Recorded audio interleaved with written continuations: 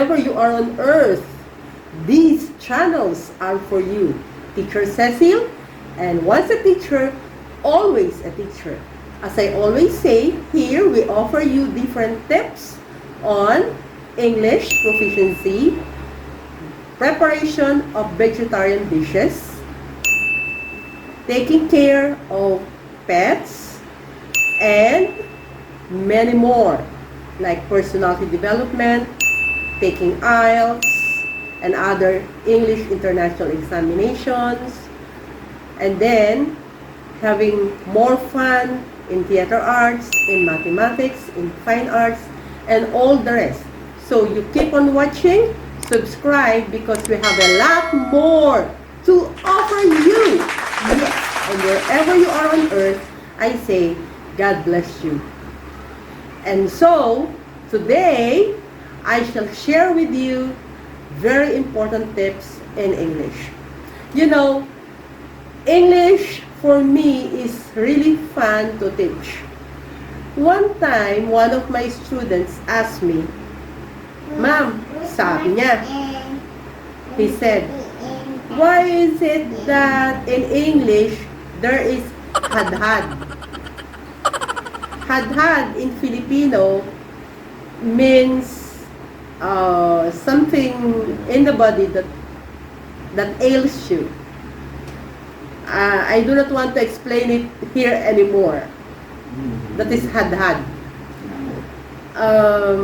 Sabi ko, taking it so seriously, anak, anong ibig sabihin mo sa had-had?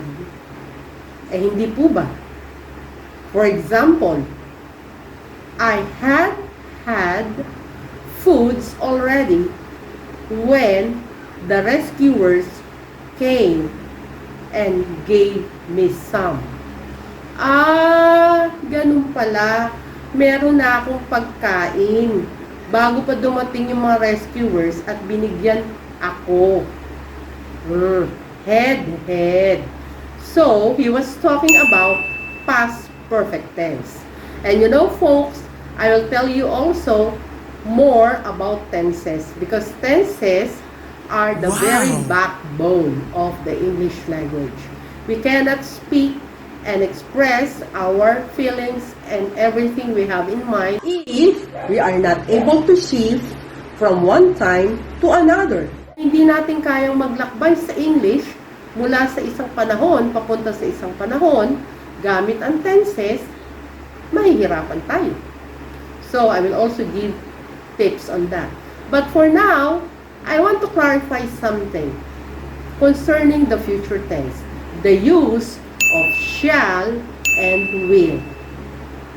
One time, one student asked me, I was scolded by an old man. He said, because I use will in my sentence, and the old man told me that I should not make any promise at all. Well, as you are telling me now, I told my student, he was an old man, so he might be used to the traditional rules concerning will and shall. Alam niyo po kasi, dekade-dekade na ang nakararaan, may pagkakaiba noon ang paggamit ng will at shall. Pero, yan po, 1989 pa. Huwag niyo tatanong yung age ko, ha? Bawal. 1989 pa, sa aking demonstration teaching, bago ako nag-graduate, ay lesson ko na ang kawalan na ng pagkakaiba ng will at shall. Yes, today, there is no distinction, no difference between the use of will and shall. The same banana. You can use either will or shall, whatever you want. But let me shed you some lights on the traditional rule regarding that. Back then, several years ago, if you would use will with the first person, for example, you say, I will attend your birthday party, that means promise. The person is promising that he will do the action. Noon po yun, ha? Pag sinabing will sa first person, I will, promise po yun. But when the speaker then would say, I shall go to your birthday party, that is simple futurity only. That's the reason why I kept on saying to my students then that, you see, MacArthur was a real gentleman. He never said, I will return. What he said was, I shall return. But he did return, right? So, he was a real gentleman. Back then also, when a speaker used shall with the second and third persons, there would be hint of threat or command. For example, if the speaker said, you shall pay with your life for this insult, well, that is a threat. And then when the speaker then would say, you shall not kill, that is a command, right? But now, even if the speaker would say that, that will simply means futurity. Now also, if the speaker would say then, he shall surely pay with his life for this insult, or he shall be punished, there will be a hint of threat back then, years ago. And then also, if the speaker would say, he shall do this, he shall do that, that will be a hint of command. But no longer today. You may use will or shall, whatever you want, and no more special meaning attached to it. If you want to say, I will see you, but you just mean simple futurity. So there is no danger of making any promise at all. So that's it.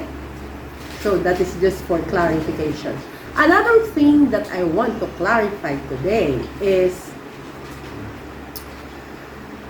please never use the progressive form of future tense if you just have to use the ordinary form. If you will say, I will do the work, to simply mean gagawin ko ang trabaho, that will be fine. But if it will take you long, you may use the progressive form. I will be doing the work for 3 days. Well, that will be justified. But if you say, I will do the work for 3 days, that can be also, but it is better that you follow the rule to use the progressive form. But today, what I usually hear is different. People, I think, have gotten used to saying, I will be going to Manila. Well, in fact, they just mean, I will go to Manila. So, if you can use the ordinary form, you better stick to that. You should not use the progressive form when you mean ordinary form only. So, if you say, ako ay mamamalagi sa Boracay ng 5 araw, you say, I will be staying in Boracay for 5 days. Ngunit kung sasabihin mo, ako ay mamamalagi sa Boracay, simply say, I will stay in Boracay. And that's it. Now, if you say, kakain ako, just say, I will eat, I shall eat. Whatever you want, will or shall, as I discussed earlier. But to say, I will be eating, without any hint of how long will that be, I think it is just better to say, I will eat. But if you will really have your audience focus on the length of time that you will eat, well, you say, I will be eating for 7 hours. Kasing taba ka na ng drum yun, sigurado. So much for that, my dear folks.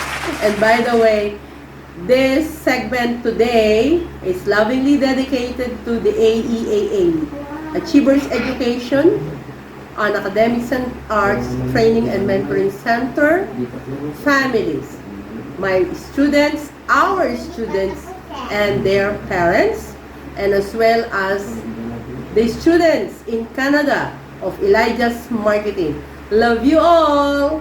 Learn English and enjoy it. Wherever you are on earth, the channels, Teacher Cecile, and once a teacher, always a teacher, are for you to enjoy. God bless you. Till our next meeting. Bye-bye!